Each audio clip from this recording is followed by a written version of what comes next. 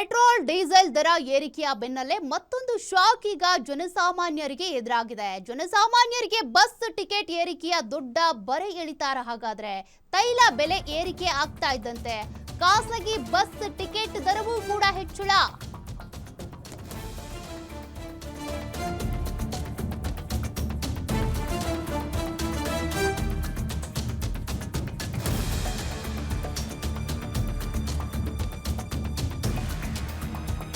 ಪ್ರತಿ ಟಿಕೆಟ್ಗೆ ಶೇಕಡ 20ರಿಂದ 30ರಷ್ಟು ದರ ಹೆಚ್ಚಿಸಿದಂತ ಖಾಸಗಿ ಬಸ್ ಪ್ರಯಾಣ ದರ ಇವತ್ತು ರಾತ್ರಿಯಿಂದಲೇ ಹೊಸ ದರ ಜಾರಿಗೆ ಆಗುತ್ತೆ.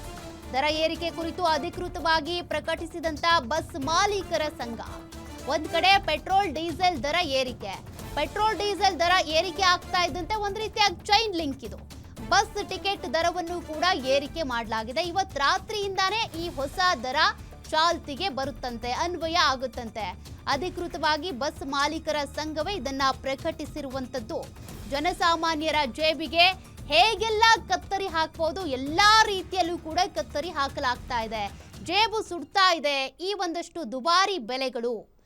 ತೈಲ ಬೆಲೆ ಏರಿಕೆ ಆಗ್ತಾ ಇದ್ದಂತೆ ಇವತ್ತು ಬೆಳಗ್ಗೆನೆ ಶಾಕ್ ಎದುರಾಯಿತು. ಪೆಟ್ರೋಲ್ ಡೀಸೆಲ್ ದರ ಏರಿಕೆ ಆಯಿತು. ಅದರ ಬೆನ್ನಲ್ಲೇ ಈಗ ಬಸ್ ಟಿಕೆಟ್ ದರವೂ ಕೂಡ ಏರಿಕೆ. ಪ್ರಧಾನಿ ಮೋದಿ ಅವರು ಹೇಳ್ತಾ ಇದ್ರು ಸಾರ್ವಜನಿಕ ಸಾರಿಗೆಗಳನ್ನ ಬಳಸಿ ಅಂತ. ಈಗ ಬಸ್ಸಲ್ಲಿ ಹೋಗ್ಬೇಕು ಅಂದ್ರೂ ಕೂಡ ಅಲ್ಲೂ ಟಿಕೆಟ್ ದರ ಏರಿಕೆ. ಇನ್ ಹೆಂಗ್ ಓಡಾಡ್ತಾರೆ ಜನ? ಮತ್ತಷ್ಟು ಡೀಟೇಲ್ಸ್ ಕೊಡ್ತಾರೆ ಪ್ರತಿನಿಧಿ ಉಲ್ಲಾಸ್. ಈಗಾಗಲೇ ಪ್ರಧಾನಿ ಮೋದಿ ಅವರು ಒಂದಷ್ಟು ಕರೆಗಳನ್ನ ಕೊಟ್ಟಿದ್ರು, ಅದರಲ್ಲಿ ಸಾರ್ವಜನಿಕ ಸಾರಿಗೆಯನ್ನ ಬಳಸಿ ಅಂತ.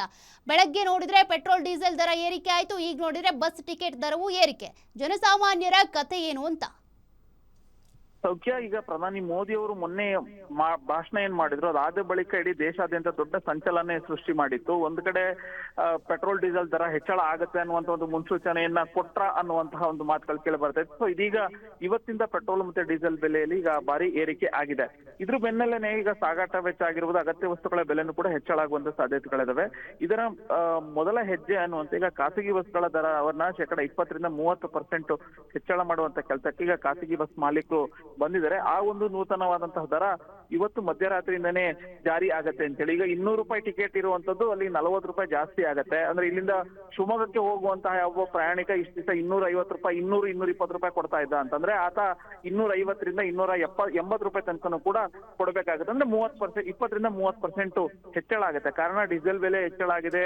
ಹಾಗಾಗಿ ನಮ್ಮ ಸಿಬ್ಬಂದಿ ವೇತನನೂ ಕೂಡ ನಾವು ಕೊಡಬೇಕಾಗತ್ತೆ, ಹೆಚ್ಚಿನ ಪ್ರಮಾಣದಲ್ಲಿ ಕೊಡಬೇಕಾಗತ್ತೆ. ಸೊ ಹಾಗಾಗಿ ನಮ್ಮ ಬರ್ಡನ್ ಏನಿದೆ ಅದನ್ನ ಕಡಿಮೆ ಮಾಡ್ಕೊಳ್ಬೇಕು ಅನ್ನುವಂತಹ ನಿಟ್ಟಿನಲ್ಲಿ ನಾವೀಗ ಖಾಸಗಿ ಬಸ್ಗಳ ಪ್ರಯಾಣ ದರವನ್ನ ಹೆಚ್ಚಳ ಮಾಡಿದೀವಿ ಅನ್ನುವಂತ ಒಂದು ಸಂದೇಶನ ಖಾಸಗಿ ಬಸ್ ಮಾಲೀಕರು ಕೊಡ್ತಾ ಇರುವಂತದ್ದು. ಈಗ ಒಂದ್ ಕಡೆ ಖಾಸಗಿ ಬಸ್ ಆಗಿದೆ, ಮುಂಬರುವಂತ ದಿನಗಳಲ್ಲೂ ಕೂಡ KSRTC ಸೇರಿದಂತೆ BMTC ಹಾಗೇನೆ ರಾಜ್ಯದ 4 ನಿಗಮಗಳ ಪ್ರಯಾಣ ದರನು ಕೂಡ ಹೆಚ್ಚಳ ಆಗುವಂತ ಸಾಧ್ಯತೆಗಳು ಇದಾವೆ.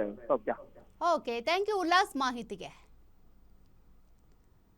ಸಹಜವಾಗಿನೇ ಇನ್ನು ಸರ್ಕಾರಿ ಬಸ್ಗಳ ಟಿಕೆಟ್ ದರವೂ ಕೂಡ ಏರಿಕೆ ಆದ್ರೂ ಆಗ್ಬಹುದು. ಯಾಕೆಂದ್ರೆ ಜನರನ್ನ ಈಗಾಗಲೇ ಸಾರಿಗೆ ಮೇಲೆ ಅಥವಾ ಸಾರ್ವಜನಿಕ ಸಂಪರ್ಕ ಸಾರಿಗೆ ಮೇಲೆ ನೀವು ಡಿಪೆಂಡ್ ಆಗಿ ಅಂತ ಹೇಳಿರೋದ್ರಿಂದ ಜನರೆಲ್ಲರೂ ಕೂಡ ಬಸ್ಸಲ್ಲೇ ಓಡಾಟ ನಡೆಸ್ತಾರೆ ಅಂತ ಅಂದ್ರೆ ಸಹಜವಾಗಿ ಅಲ್ಲೂ ಕೂಡ ಟಿಕೆಟ್ ದರ ಏರಿಕೆ ಆಗಬಹುದು ಅಂತ.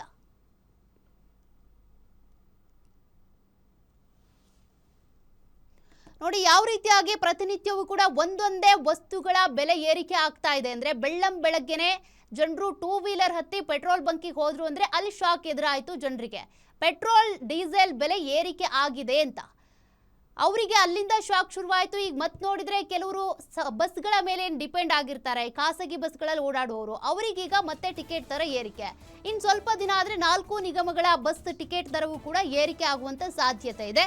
ಇನ್ನು ಜನಸಾಮಾನ್ಯರು ಎಲ್ಲವನ್ನೂ ತಗ್ಗಿಸಬೇಕು, ಎಲ್ಲವನ್ನೂ ಕಮ್ಮಿ ಮಾಡ್ಕೊಳ್ಬೇಕು ಅಂತ ಅಂದ್ರೆ ಬದುಕೋದಾದ್ರೂ ಹೇಗೆ ಅಂತ.